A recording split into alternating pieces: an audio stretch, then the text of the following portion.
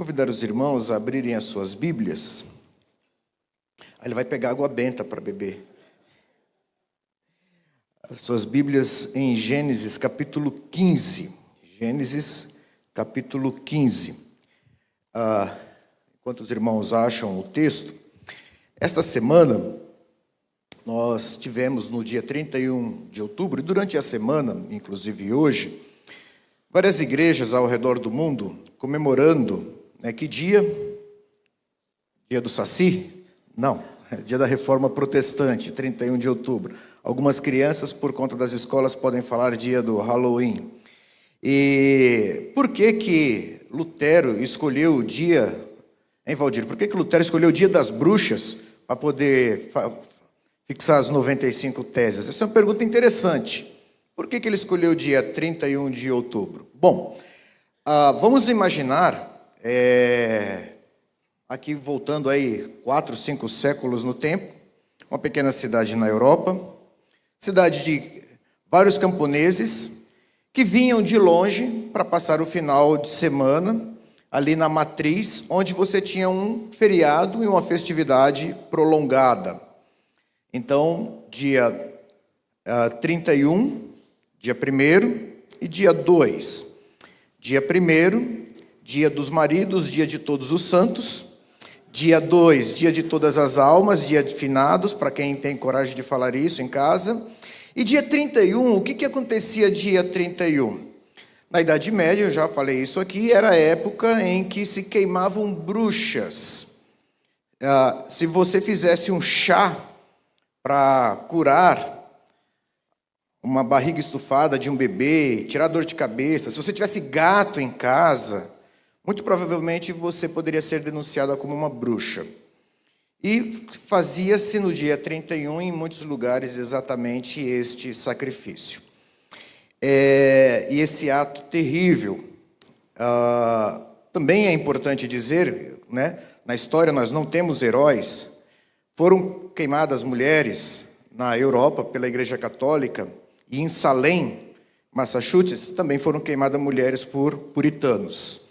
As bruxas de Salem, chamada assim, até virou filme, foi queimada por puritanos, protestantes. Então não temos heróis na história. Nós temos, na verdade, Salvador, que é Cristo. Porque homens eles falham, homens eles radicalizam, homens eles... Muito obrigado, meu irmão. Homens eles tomam decisões pelos mais variados motivos e deturpam a palavra, deturpam tradições, deturpam tantas coisas. E a Reforma Protestante foi exatamente uma tentativa, uma busca, de restaurar aquilo que havia sido perdido. E nessas reformas protestantes, nesses congressos, cultos, eventos que tratam da Reforma Protestante, alguns temas são discutidos, 5 solas, por exemplo, sola Escritura, sola graça, somente a Deus toda a glória. Mas é interessante que esses 5 solas que a gente chama, não foi desenvolvidos durante a reforma propriamente dita. O conjunto de 5 foi algo praticamente terminado, definido ou reunido, ali do século, praticamente no século XX, século passado. Os 5 pontos do calvinismo. Os 5 pontos do calvinismo é algo que vai ali para quase 2 séculos após a própria reforma protestante, quando na Holanda nós temos o Sínodo de Dort, onde você tem o arminianismo, e o sínodo ele se reúne e ele responde aos 5 pontos do arminianismo, que ficou conhecido como os 5 pontos do calvinismo, mas Calvino nunca falou os 5 pontos do calvinismo. É interessante observarmos isso daí também. Quando falamos em igreja, em reforma protestante, principalmente no seu aspecto reformado ou calvinista, pensamos geralmente em doutrina da predestinação. Se você pegar as Institutas de João Calvino, tem 30 páginas, no máximo, sobre a doutrina da predestinação, e logo em seguida tem um capítulo de quase 90 páginas falando sobre a oração. E doutrina da predestinação não é algo que se circunscreve ao calvinismo, As igrejas, as religiões, de um modo geral, falam sobre a concepção do que é eleição, do que é predestinação, e umas até de um modo muito mais restrito e radical do que a própria igreja protestante ou calvinista, né, reformada, da qual a igreja presbiteriana é herdeira. Aliás, o próprio nome presbiteriano não nasceu com Calvino, nasceu na Escócia com John Knox. Na igreja simplesmente chamava-se Igreja Evangélica. E aí ficou conhecida as igrejas evangélicas reformadas e as igrejas evangélicas luteranas. E as igrejas reformadas, de uma certa forma, eram igrejas que estavam ligadas também a uma igreja nacional. Foi assim na Escócia, foi assim na Holanda, foi assim em Genebra. Mas o que seria, então, o que pode definir, o que unificaria, né, a igreja cristã, evangélica, reformada, protestante? Qual que seria a doutrina que daria base para que nós hoje pudéssemos falar que somos uma igreja de tradição reformada? Qual doutrina é essa? O que realmente define uma igreja como reformada e lança base para o pensamento, a tradição reformada? E aí eu convido os irmãos a abrirem em Gênesis capítulo 15, quando Deus faz uma aliança com Abraão. Quando falamos em aliança, podemos falar lá na criação, da aliança da criação. Podemos falar de Noé, quando Deus faz uma aliança e ali mostra o arco-íris, e ali a aliança da preservação. Mas especificamente, o que nós podemos chamar de aliança da graça, ainda que desde que o homem saiu do jardim é a aliança da graça, mas quando ela começa a tomar um delineamento mais específico, está em Abraão. Eu quero ler o texto e fazer breves comentários a respeito daquilo que Deus fez em sua aliança com Abraão e que se reflete até hoje. Capítulo 15. Depois desses acontecimentos, veio a palavra do Senhor a Abraão numa visão e disse: Não temas, Abraão, eu sou o teu escudo e teu galardão será sobremodo grande. Respondeu Abraão: Senhor Deus, que me haverás de dar se continuo sem filhos e herdeiro da minha casa? E o herdeiro da minha casa é o Damasceno Eliezer.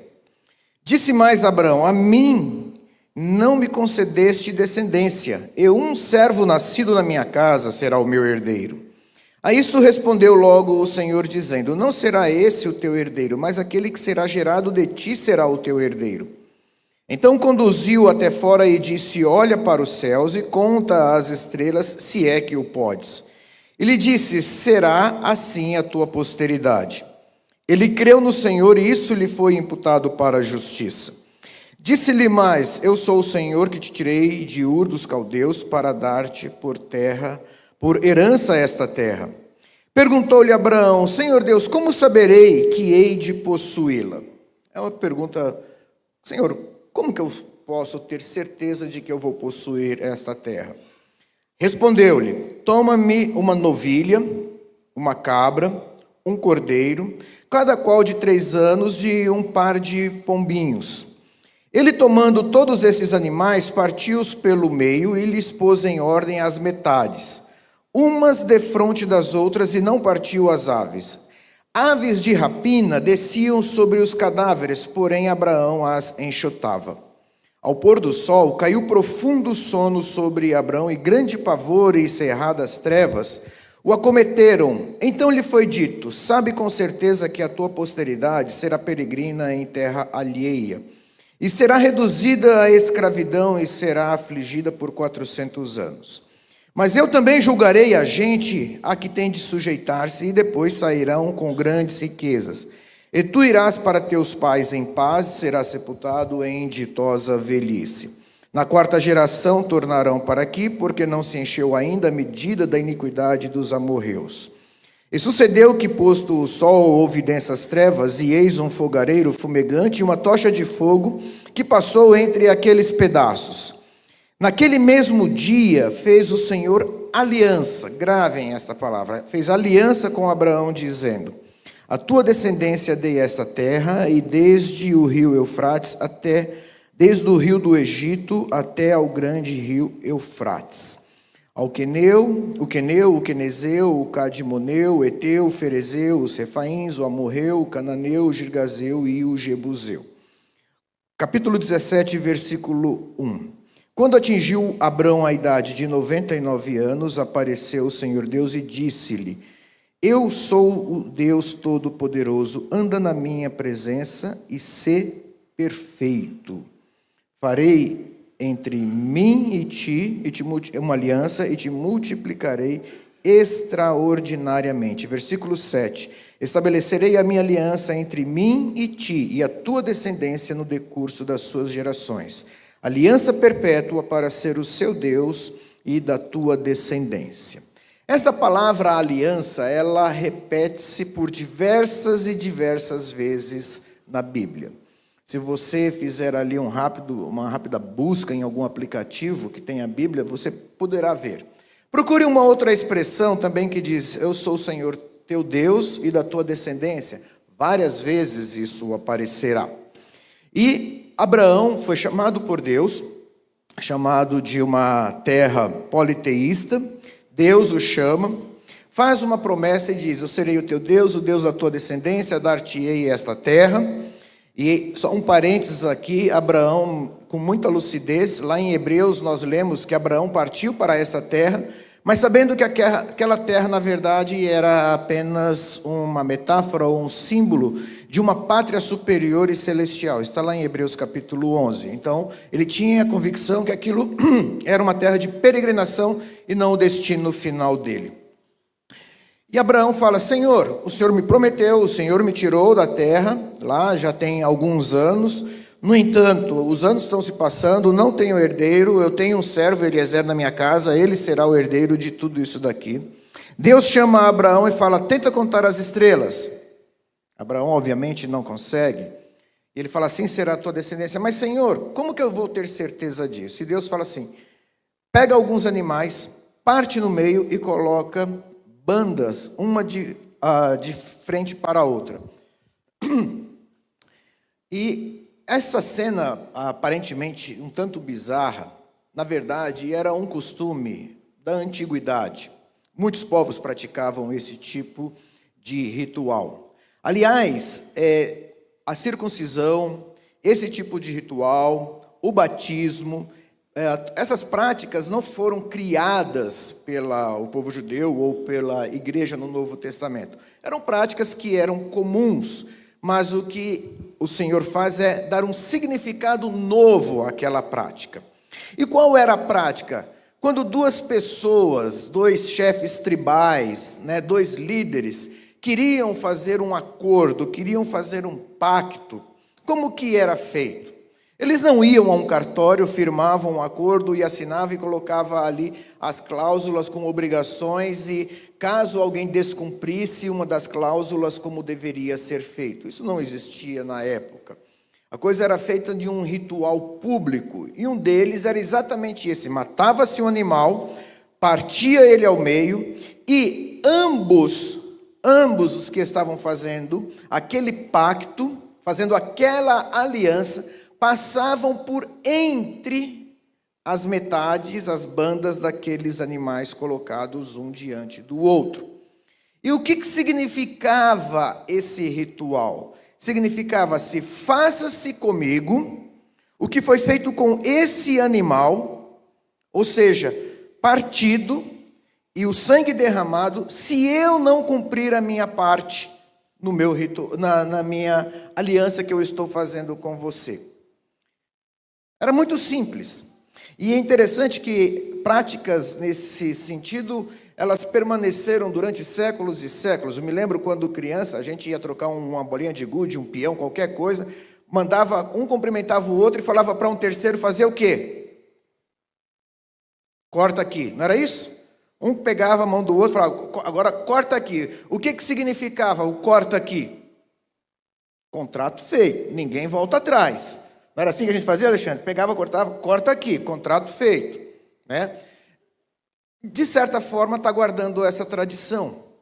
Corta esse animal. você passa pelo meio, eu passo pelo meio. E se nós não cumprirmos a nossa parte, que o meu corpo seja partido e o meu sangue seja derramado. E Abraão fez aquilo ali, pôs os animais, e o dia foi passando. O dia foi passando e vem o pôr do sol, cai profundo sono sobre Abraão, para épocas em que as pessoas levantavam antes do sol nascer, e o dia inteiro ali, grande pavor e cerradas trevas o acometeram. Então Deus diz, a tua posteridade será peregrina em terra alheia. E aí ele vai dizer, mas eu julgarei, e virei você será enterrado, a tua geração voltará para essa terra. E aí no versículo 17 acontece algo aqui extraordinário. E sucedeu que, posto o sol, houve densas trevas. Posto o sol, houve densas trevas. E uma tocha de fogo que passou entre aqueles pedaços. Deus passa entre os pedaços. Abraão passou? Abraão não passou. Por que Abraão não passou? Porque se Abraão passasse, capítulo 17 diz assim, quando atingiu Abraão a idade de 99 anos, apareceu o Senhor e disse-lhe, eu sou o Senhor teu Deus, anda na minha presença e sê perfeito. E é interessante quantas vezes também essa expressão, ande pelos meus estatutos e viverás, sede santos como eu sou santo, sede perfeitos como é perfeito o vosso Pai Celeste. Quando nós pegamos todas as recomendações e orientações e mandamentos bíblicos, o que se requer de cada um de nós, nada mais e nada menos, se quisermos viver com o Senhor, é que sejamos perfeitos. Mas perfeitos segundo o padrão dele, e não segundo o nosso padrão. Então, o que o Senhor ele faz? Ele toma o lugar de Abraão, porque ele sabia que Abraão não seria perfeito. E é interessante que diz, e creu nele e isto lhe foi imputado como justiça, que também é um lema muito presente na reforma protestante. Creu nele e isto lhe foi imputado como justiça. Ele creu naquilo que o Senhor estava prometendo e naquilo que o Senhor estava fazendo.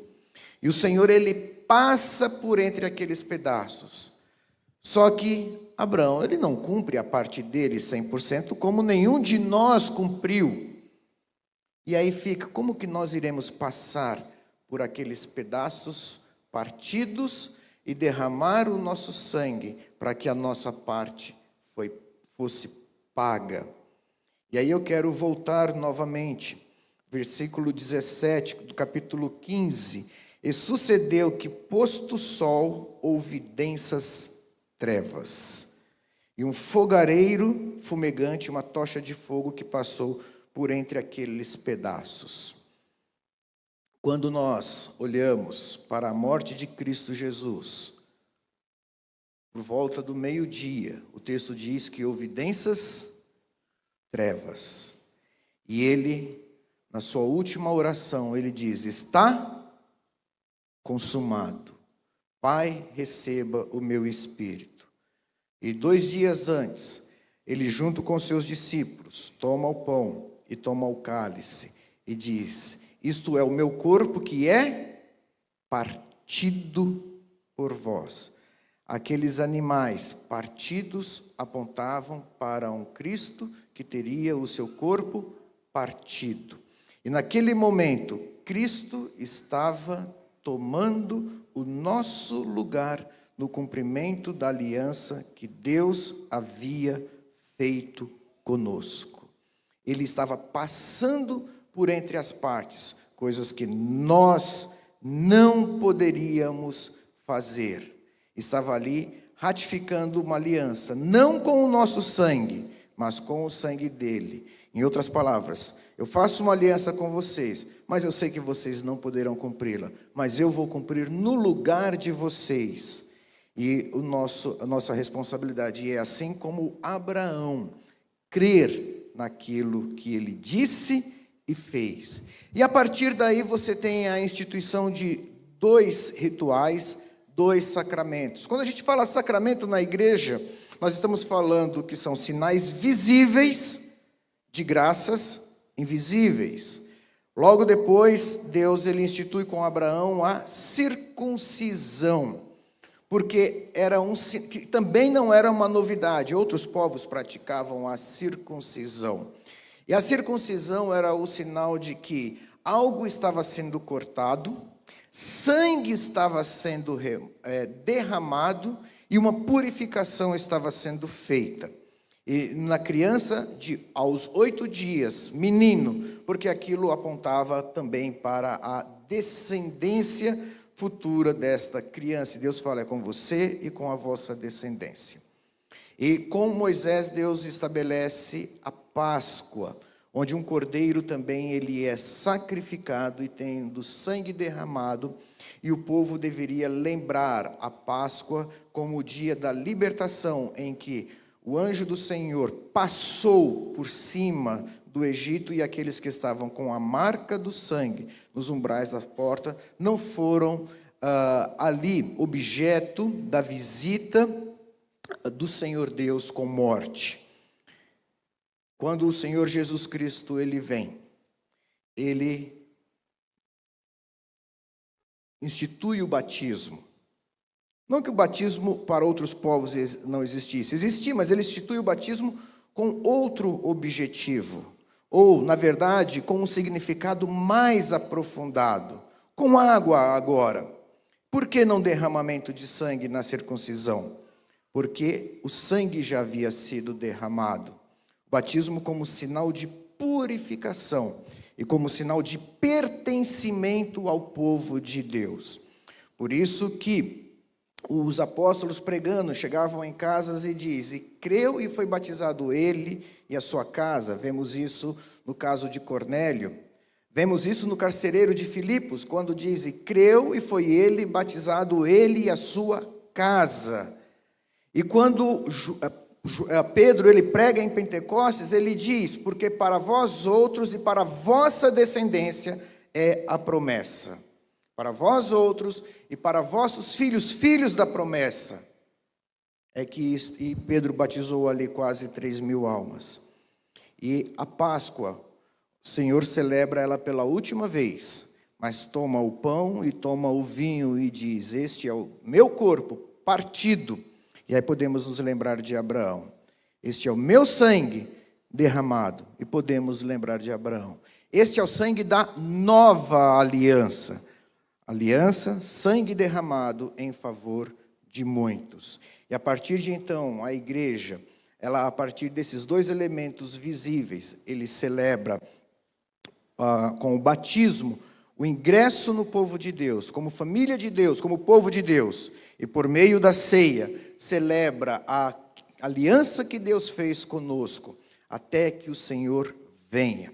A igreja protestante, a igreja reformada, ela guarda 2 atos muito significativos.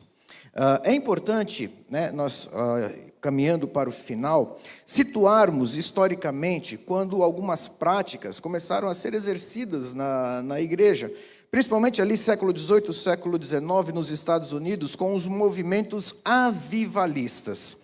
E um deles pregava exatamente que a pessoa ela deveria tomar uma decisão, manifestar-se publicamente, vir à frente num apelo, e aquele era o momento em que a pessoa tinha o seu encontro com Deus. Ela respondeu um apelo, ela chamou um apelo. E quando a gente pergunta para algumas pessoas na igreja, quando foi o dia da sua conversão? Algumas pessoas dizem assim, mas eu não tenho um dia. Não, você tem que ter um dia.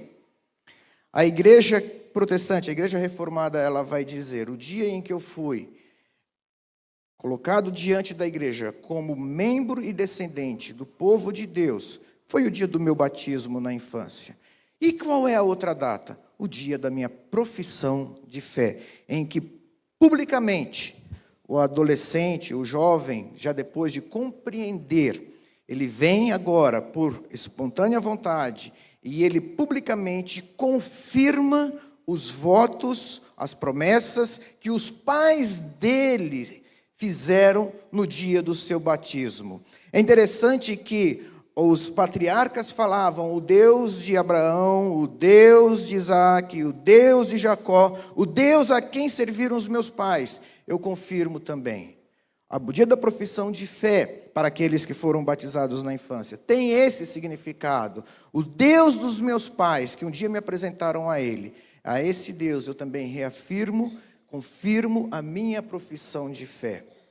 Por isso que toda a estrutura da igreja reformada, da igreja protestante reformada, ela tem por base principalmente a doutrina da aliança. Da aliança. Participamos da ceia porque o Senhor fez uma aliança conosco. Apresentamos os nossos filhos, não as crianças, os filhos dos crentes, que é diferente. Se falar assim, outras igrejas não batizam crianças. Sim, com 7, 8, 9 anos, tem muitas igrejas que batizam crianças. Mas filhos dos cristãos, ou pai ou a mãe, eles são apresentados. E uma razão muito simples para entender, os pais, quando chegam para as crianças, não dizem para elas assim, quando você crescer e resolver servir a Deus. Não, interessante que independente da convicção doutrinária ou denominacional, desde cedo os pais falam, olha, o nosso Deus, Deus não gosta, Papai do Céu gosta, nós devemos fazer isso. E você já ensina a criança como pertencendo ao povo de Deus. Por isso que ela recebe a certidão de nascimento do povo de Deus. Futuramente, ela pode mudar de nacionalidade, como assim também fazemos. Mas desde o início, ela é contada, como nós falamos no nosso linguajar da Igreja Presbiteriana, como membro menor da igreja. E a partir do momento em que ela tiver plena consciência, ela faz a sua pública profissão de fé como membro maior da igreja.